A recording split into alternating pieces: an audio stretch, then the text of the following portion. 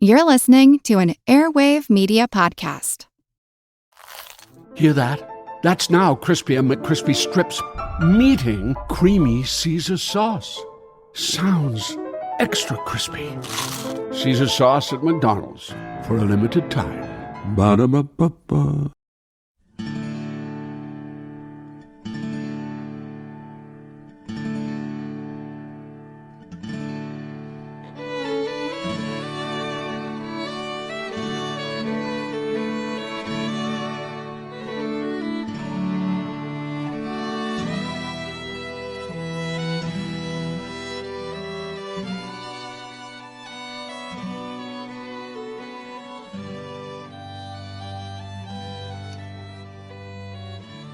Hey everyone, welcome to episode number 536 of our Civil War podcast. I'm Rich. And I'm Tracy. Hello, y'all. Thanks for tuning into the podcast.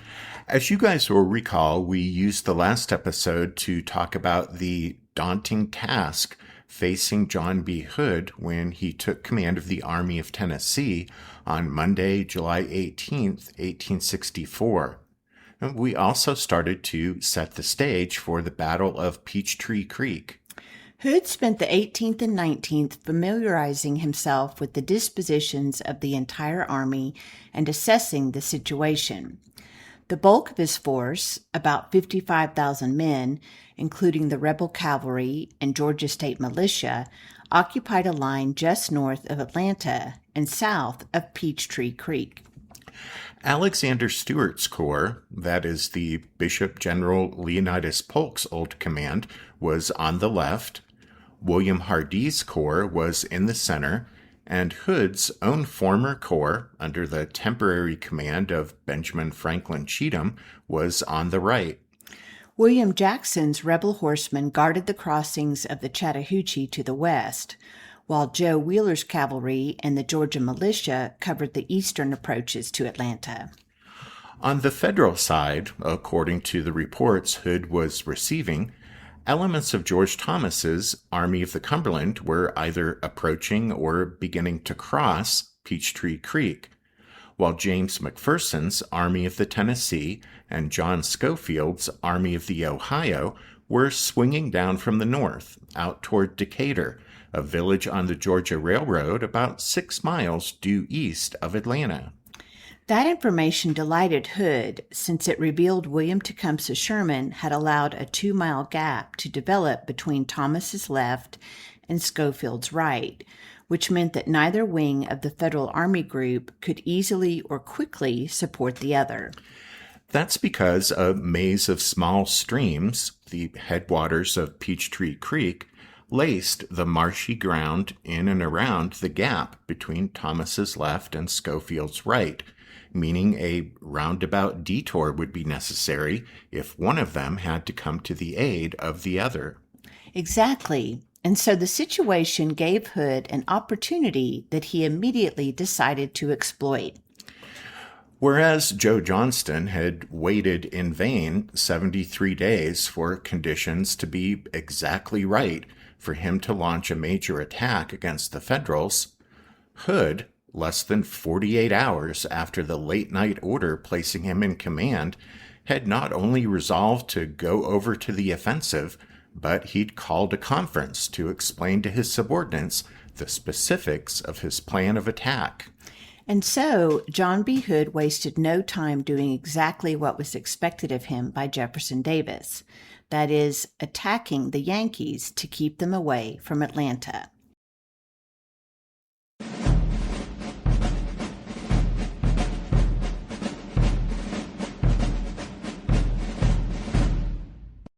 At that conference held late on the night of July 19th, Hood explained his plan in person to his 3 corps commanders, Stewart, Hardee, and Cheatham, and also to Gustavus Smith, commander of the Georgia State Militia. And bonus points if Gustavus Smith's name rings a bell in the back of your mind. Way back in 1862, during the Peninsula Campaign, Smith commanded troops in Virginia under Joe Johnston. And after Johnston was wounded at the Battle of Seven Pines, Smith even briefly commanded the Confederate Army there outside Richmond. Yeah, very briefly, for like one day, by which time it was obvious Smith wasn't going to cut the mustard as an Army commander, so Jefferson Davis turned to Robert E. Lee, and the rest, as they say, is history. And Smith was shuffled aside out of the Army of Northern Virginia, and here in the summer of 1864 was in Georgia, commanding the state's militia. Speaking of Virginia, Hood in his memoirs would declare himself a, quote, ardent advocate of the Lee and Jackson school, end quote. As part of the Army of Northern Virginia, Hood, of course, had witnessed and participated in Robert E. Lee's campaigns, including victories scored against numerically superior enemy forces. Like the 7 Days, where Lee had used repeated attacks and maneuvering to drive back a numerically superior enemy force from the gates of Richmond, and 2nd Manassas, where Lee launched a surprise attack against an overconfident opponent. So here, having just taken command of the Army of Tennessee, John B. Hood would now take elements of Robert E. Lee's and Stonewall Jackson's bold strategies and craft them into a battle plan designed to throw Sherman back from Atlanta. Hood quickly settled on a plan to strike George Thomas just after Thomas's troops crossed Peachtree Creek, but before Thomas had time to consolidate or to fortify his position. Both Hardee's Corps and Stewart's Corps were just south of the creek and so already positioned to deliver the attack on Thomas's Federals. Hood's instructions, as he recalled them, were, quote, to drive the enemy back to the creek and then towards the river into the narrow space formed by the river and the creek, and to follow up as our success might permit. The rebel attack on Thomas would be delivered by Stewart's Corps on the left to the west and Hardee's men, who then held the center of the Confederate line. Hardee was to open the action by advancing an echelon from his right. You guys know by now from listening to the podcast that an echelon attack during the Civil War was a military tactic where units advanced sequentially rather than all at once. Instead of a simultaneous charge, each successive brigade or division stepped off and attacked after the unit immediately adjacent to it. Here, Hood wanted Hardee to start the attack with his rightmost or easternmost division, and as each division stepped off in turn, joining the assault, it would gradually wheel to its left, in that way pushing Thomas's Federals to the left or west, where they would be trapped in a pocket created by Peachtree Creek and the Chattahoochee River. Once Thomas had been disposed of, Hood could turn and deal with Schofield and McPherson, and Atlanta would be saved. The attack was to be launched promptly at 1 o'clock in the afternoon the next day, July 20th. Hardee and Stewart were each to hold back one division in reserve to be committed to finish the victory, or, in Hood's words, to follow up as our success might permit. While Hardee and Stewart attacked George Thomas, Cheatham, with Hood's old corps, which then held the right of the Confederate line, would support Wheeler's rebel cavalry and the Georgia militia in shielding the eastern approaches of Atlanta from McPherson's and Schofield's Federals, who Hood believed were still well off to the east, out past Decatur. Cheatham was to mass most of his artillery on his left, where the guns could fire north into the gap between George Thomas and Schofield to keep the two wings of Sherman's force apart. At the late-night conference at his headquarters, Hood explained all of this to Stewart, Hardee, Cheatham, and Gustavus Smith, since he wanted no mistakes or misunderstandings. He later wrote, "I was very careful in this respect, inasmuch as I had learned from long experience that no measure is more important upon the eve of battle than to make certain, in the presence of the commanders, that each thoroughly comprehends his orders."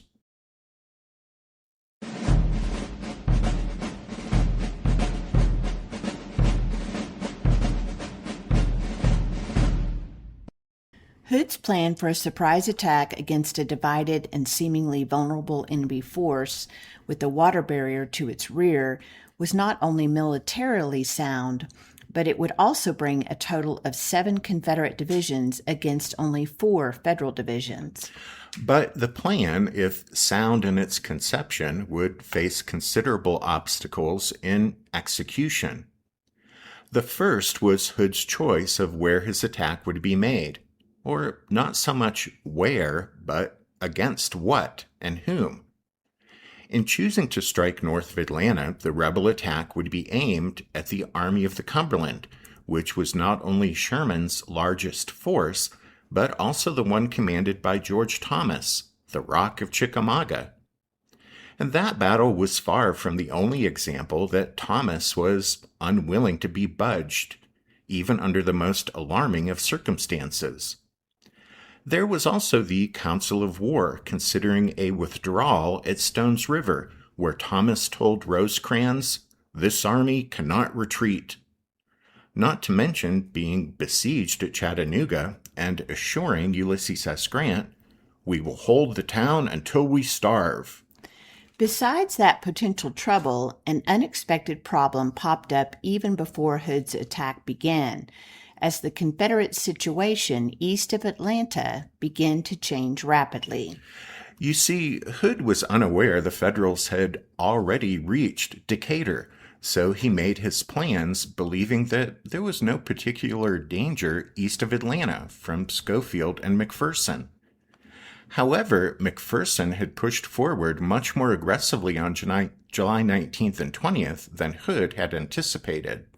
The Yankees not only occupied Decatur, half a dozen miles east of Atlanta, on Tuesday the 19th, but then on the morning of the 20th, they pushed forward so vigorously that Joe Wheeler, on the rebel right with his cavalry and the Georgia militia, notified Hood that he needed help. Wheeler's message reached Hood about 10 o'clock on the morning of Wednesday the 20th, and to deal with this unexpected crisis, Hood had no choice other than to slide his army to the right so as to prevent McPherson and Schofield from marching virtually unopposed into Atlanta.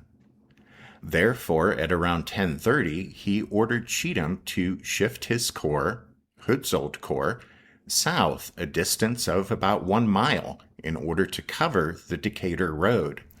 Since this movement would open up a gap of 1 mile on Cheatham's left, Hood instructed Hardee and Stuart also to sidestep to their right, but only a half mile. Of course, this would still leave a half-mile gap between Cheatham's left and Hardee's right, but Hood didn't think that'd be a problem, since the ground would be covered by a picket line and by Cheatham's artillery, and there were no Federals reported in that area anyway.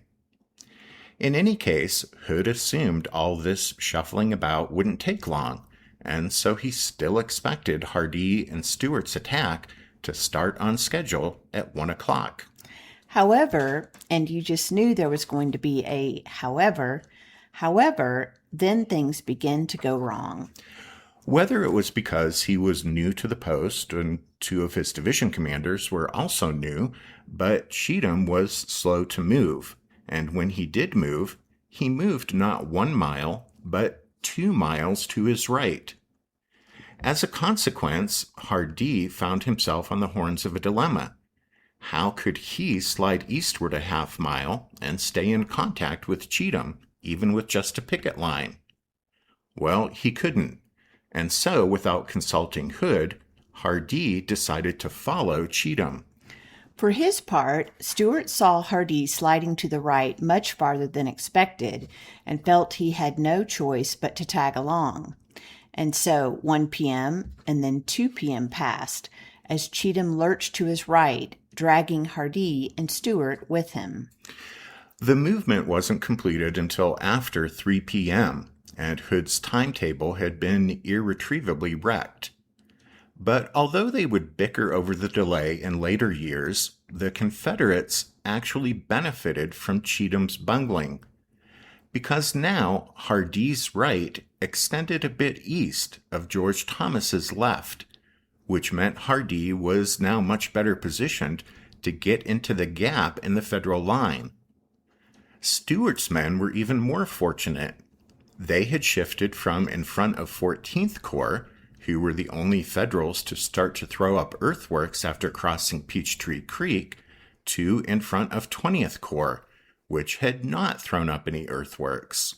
And so, by sheer luck, despite the bungled movement and resulting delay, or rather because of it, the Confederates were ideally positioned to deliver exactly the type of attack that Hood had envisioned.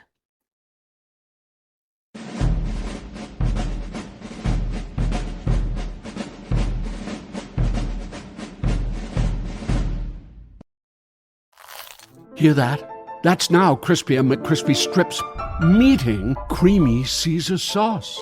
Sounds extra crispy. Caesar Sauce at McDonald's, for a limited time. Ba-da-ba-ba-ba. This episode is brought to you by San Pellegrino Ciao. A gift from Italy to your home.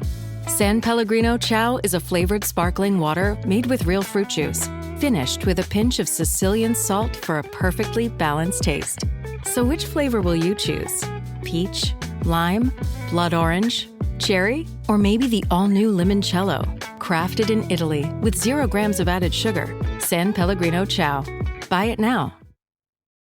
This episode is brought to you by Perfect Bistro Cat Food. Cats, this ad is for you. Has your human ever called you picky, persnickety, choosy? If so, Perfect Bistro Cat Food is for you. With ingredients like wild-caught tuna and pasture-raised lamb, tantalizing textures, and delectable flavors that meet even the most discerning cat standards. You're not picky, you're just perfectionists. Perfect Bistro, mealtime perfection for every cat. Have your human visit perfectbistro.com.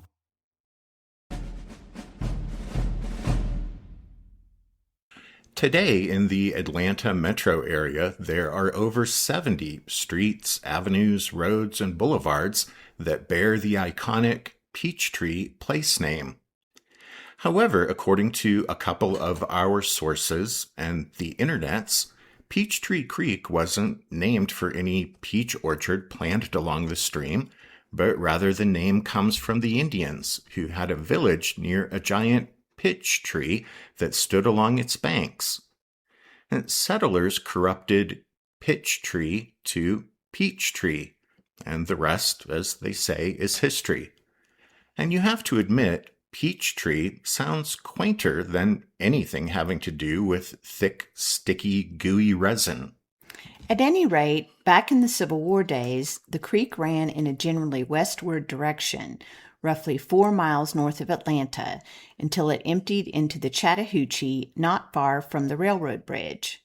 It wasn't wide and its waters weren't particularly deep, but its banks were high and steep, and according to a war correspondent, quote, fringed with briar patches and almost impassable undergrowth.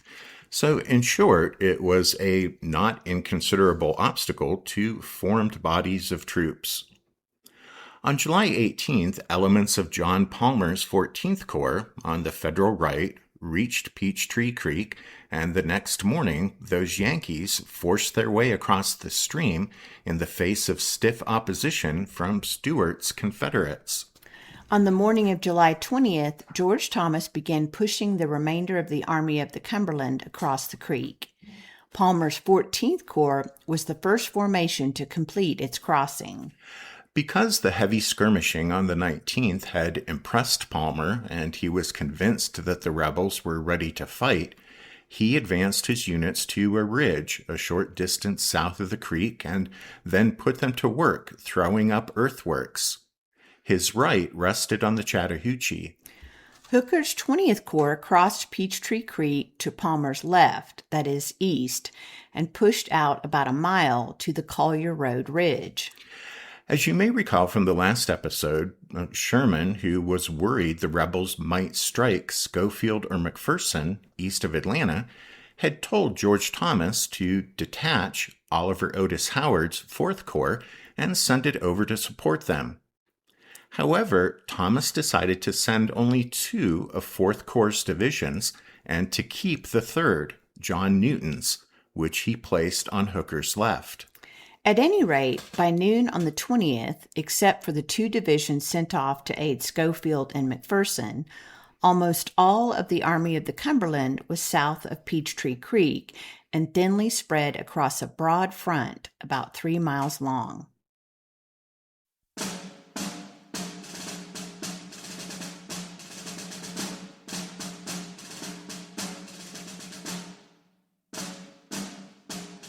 By this time it was noon, and we were notified that we would halt long enough for our dinner.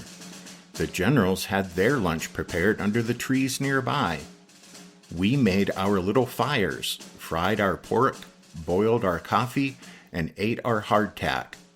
It was a bright day, though hot. After we had our meal, we made ourselves as comfortable as we could. Some were soon sleeping, others reading books or papers.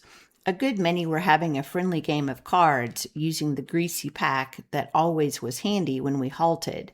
Thus things went on until 3 in the afternoon. There had been so far no sign of the enemy. Not a warlike sound broke the stillness, and were it not for the distant sound of cannonading far to our left, we might have felt we were on a pleasure trip in the most peaceful of lands. While we were resting, the rumor spread that the enemy was on the retreat, and we were marking time, and in all probability would enter Atlanta the next day. The attitude of our generals, who were near us, would seem to confirm this opinion. We were congratulating ourselves on this unexpected good luck when suddenly, about 3:15 that afternoon, there was a rifle shot on our front. It was as unexpected as would be thunder from out of a clear sky. A look of surprise and almost consternation came to every face. We knew the critical position our mass formation put us in, but the feeling was only for a moment. The first shot was followed by others in quick succession. Then came the rattle of musketry, and with it the familiar rebel yell. We knew then for a certainty that serious work was ahead of us. On the sound of the first shot, every man jumped to his feet and into line. There was no waiting for orders. The men knew what was required to get where they could make a defense. It was but the work of a moment to sling knapsacks and take guns from the stacks. In far less time than it takes to tell it, we were ready to march. Meanwhile, the musketry firing was coming closer and closer, the yells of the enemy louder and louder, and the bullets began to sing and whistle around us and through the trees over our heads. Sergeant Rice C. Bull, 123rd New York, Knipes Brigade, Army of the Cumberland.